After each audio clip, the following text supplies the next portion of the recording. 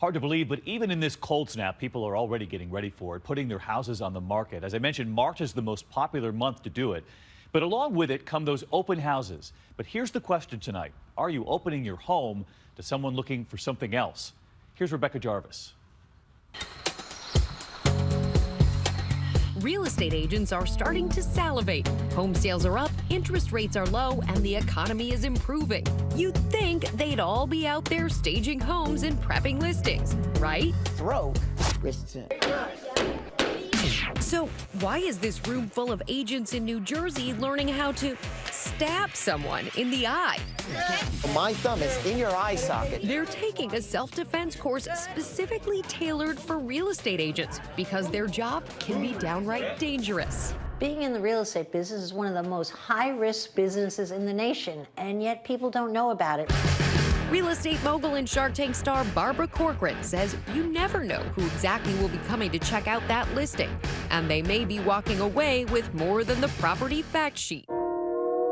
There's been a recent rash of open house ripoffs, like this woman caught pilfering prescription pills from an open house and charged with felony drug possession. So what's a homeowner to do? Medication's so valuable. The wrong person is going to take it. Of course they're going to take it, so you must lock it up.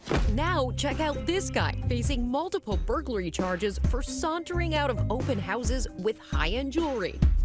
His lawyer told ABC News his client is innocent until proven guilty. There's nothing wrong with leaving out a jewelry box, but make sure you have junk jewelry inside, not the real deal. Why junk jewelry? Because if you empty out the whole jewelry box, someone sees it, oh, there's the jewelry, oh, it's not here, they'll start looking to find out where the jewelry is. But the danger isn't limited to homeowners. Police say the realtor who was kidnapped was traumatized. The agent you've hired to help you buy or sell your house could easily end up on the 5 o'clock news.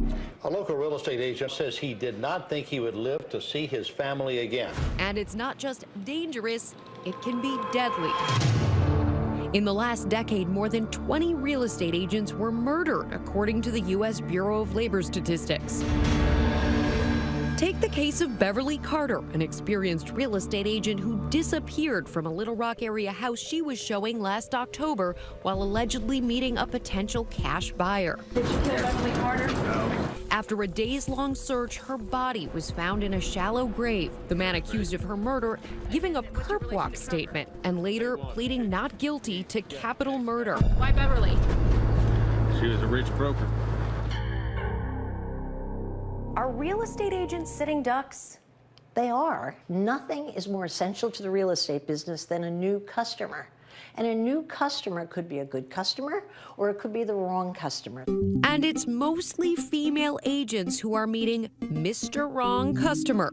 Women make up 60% of the real estate agent population, and it is a requirement of the job to market yourself relentlessly to perfect strangers. They know more about you than you would ever know about them when they show up at your home. Their cell number is on the business card. It's online. They blog about particular open houses. They talk about their children. And being open like that, of course, makes them a lot more vulnerable. Hey, morning, Trace. San Antonio real estate agent Janice Tisdale had always been cautious, but a few years ago she found herself in a perilous situation with a client and barely escaped with her life.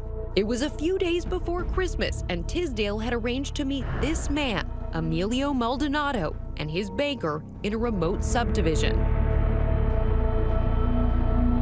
As soon as I pulled up, I said, "Where's your banker?" And he goes, "Oh, he couldn't come today."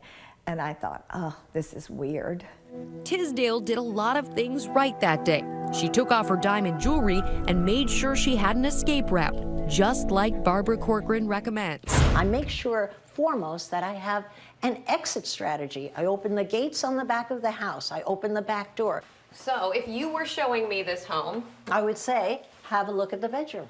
and you would make sure you're there. I keep my eye on you, but I want to stay by the door. Corcoran says agents should realize they're already armed for combat. So you should have a cell phone in one hand, and in your other hand, you should carry your car keys.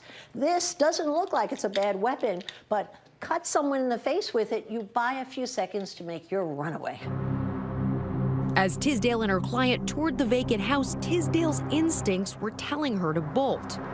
And finally I said, we really need to go. And I reached down to pick up the, it was a lockbox.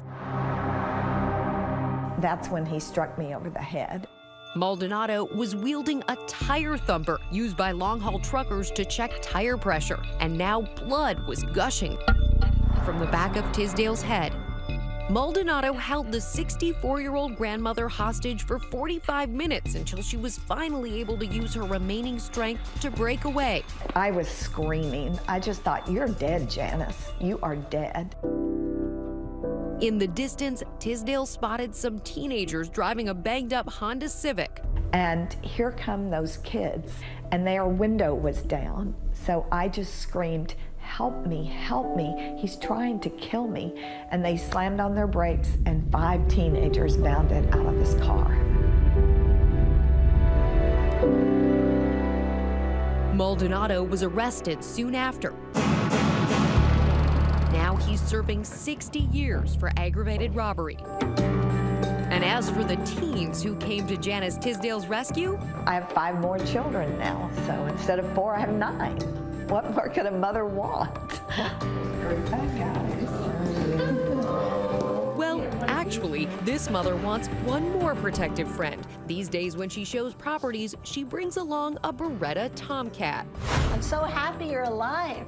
Amazing. Thank you. Yeah, just wonderful. The shark and the survivor spoke via Skype. I hear you teach all the new realtors what to be careful about. I bet one of the big lessons you're teaching is trust your gut. That is the thing I end with, is trust your gut, because if you don't, you could end up dead, or you could have staples in your head like I did. Get off! Back! And that's why it may be good to get this kind of training. Wow.